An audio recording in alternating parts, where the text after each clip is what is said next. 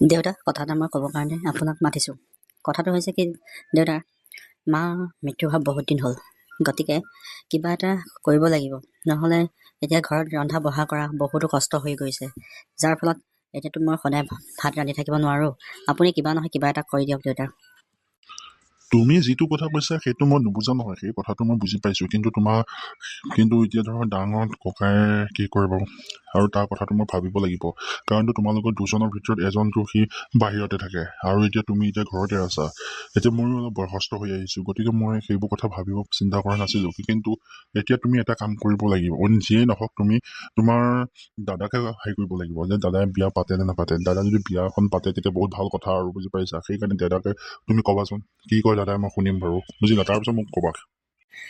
দেউতা, আপুনি কোৱা কথাটো ঠিকে কৈছে, নোহোৱাটো নহয়, কিন্তু কথাটো দাদাক এবাৰ সুধি চোৱাটো সদায় ভাল কথা। দাদাই এবাৰ কি কয় আপুনি আজি ফোন কৰিবলৈ ক'ব যে এতিয়া ঘৰত এজনীও মহিলা নোহোৱাৰ কাৰণে বহুত অসুবিধা হৈছে, মাটো ঢুকুৱা 2 বছৰ হৈ গ'ল। গতিকে আপোনালোকে সেইটো কথাটো কৈ দিব যে তেতিয়া সি কি কয়, বিয়াত হয় নে নহয় বা বিয়া কৰে নে নকৰে সেইটো কথা।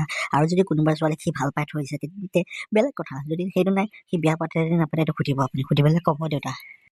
নহয় বাবা, মই নভবা নহয়, সকলো কথা ভাবি আছোঁ, সকলো কথা চিন্তা কৰিও আছোঁ, কিন্তু এতিয়া দাদাহে কথা, দাদাই কি কৰে, হয় নে নহয় কিবা ভাবিছে, তেওঁহে সেইটোৱে কথা। যদি বিয়া পাতে মই সোনকালে বিয়াখন পাতি দিব লাগিব, তেতিয়া কইনা এজনী আমাৰ ঘৰত অহাৰ লগে লগে সকলো কাম বন কৰিব পাৰিব আৰু আমাৰ তিনিটাকে ধৰক খোৱা বোৱা ক্ষেত্ৰত দিহা পৰামৰ্শ বা সেইবোৰ দিব পাৰিব, বুজি পাইছেনে? গতিকে এতিয়া তুমি সদায় ভাত বনোৱাৰ কাৰণে যে কষ্ট পাইছা সেইটো মই গম পাইছোঁ, আৰু এতিয়া ধৰক মই বহুত নভবা নহয়, মই দাদালৈ আজি বাৰু ফোন কৰি মই সকলো কথা সুধিম আৰু তাক মাতি পঠিয়াম। সি এতিয়া এইকেইদিন বিদেশত চাকৰি কৰি থাকিব নালাগে, ঘৰলৈ আহিব লাগে। সেইটো কথাটো ঠিক কথা কৈছে। গতিকে এটা কাম কৰা যায়, এতিয়া মই দুপৰীয়া সাঁজটোৰ কাৰণে ভাত ৰান্ধোগৈ, আপুনি দাদালৈ এটা ফোন কৰিব। আৰু নহ'লে আকৌ মই যে এতিয়া ভাত নাৰান্ধো তেন্তে দুইজনে লঘনে থাকিব লাগিব। পাপা ৰ'বাচোন ৰ'বা, কথা এটা, মই ৰতনো আনিব দিছিলোঁ, মাছ কেইটামান আনিব দিছিলোঁ, সেই মাছকেইটা তুমি পাৰিলে বাচি পেলাই দিবাচোন, দি পেলাই ভাপৰ অলপ ফ্ৰাই কৰি দিবা, খাই ভাল লাগিব হা। সি আহিব চাগে এতিয়া মাছ লৈ পেলাই, বুজি পাইছা ন পাপা? হ'ব দিয়ক দেউতা, সেইটো চিন্তা নকৰিব। মই ৰতন দাই যদি মাছ লৈ আহে মই মাছখিনি ফ্ৰাই কৰি দিম দিয়ক। আপুনি অলপ ৰেষ্ট লওক, মই যাওঁ দিয়ক। কিমান চিন্তা কৰিম আৰু, মাক ঢুকুৱা 2 বছৰ হৈ গ'ল, এতিয়া খোৱা পাতিৰ কথা বহুত চিন্তা হৈ থাকে। যদি এঘৰৰ মানুহৰ ঘৰত মহিলা মানুহ নাথাকে বহুত বহুত বহুত কষ্ট হয়, কিয়নো ৰন্ধা বঢ়াটো বহুত কষ্ট, কি কৰিম কি নকৰিম সেইটো লাগে। হয় বেচেৰা ল'ৰাটোৱে ইমান কষ্ট কৰিছে, সি কলেজতো যায়, কলেজৰ পৰা আহি ইমান কষ্ট কৰি থাকে, মই কি কৰিম মই ভাবি মাৰিব পৰা নাই। ডাঙৰ ল'ৰাটোকেইটা বুজাব নোৱাৰোঁ, সি এইফালে বিয়াও নাপাতে, এতিয়া কি কৰিম মই তাকে ভাবি আছোঁ।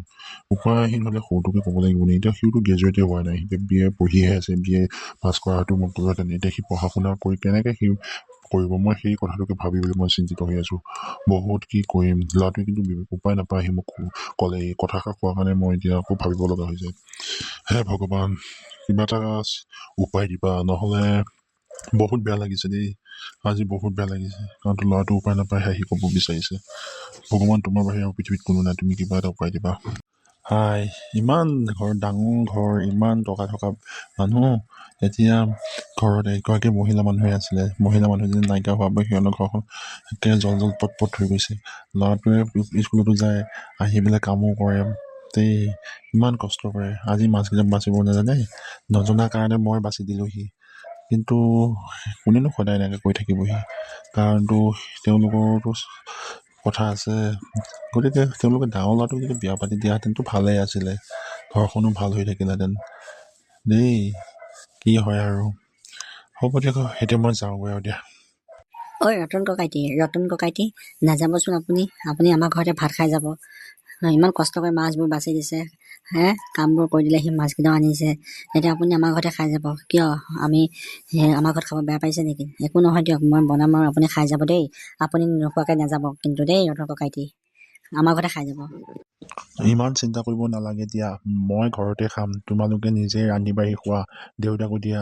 আৰু এতিয়া ডাঙৰ পাপাটো নাই, তোমালোকে দুটাইহে, গতিকে মই মাছকেইটা বাছি দি থৈ আহিছোঁ, তুমি ভাজিবলৈ জানা নে নাজানা? যদি নাজানা ভাজিবলৈ গোটেই দুজনে খোৱা দেই, মই যাওঁ দিয়া। নহয় ককাইটি, আমাৰ 2জন মানুহৰ লগত আপুনি খালি 3জন হ'ব, একো নহয়, আহক, মই ভাত ৰান্ধিয়ে থৈ দিছোঁ। আৰু ইয়াত মাছখিনি ফ্ৰাই কৰি পেলাই অলপ তৰকাৰী বনালে ভাল পাব, আহক, আৰু দেৰি নকৰিব, আপুনি আহক, একেলগে আমি 3জনে খাওঁগৈ, আহক। বোপা ইমানকে কষ্ট কৰি মোক কিয় ক'ব লাগে? হ'ব দিয়া ব'লা আমি তিনিটা খাওঁগৈ ব'লা।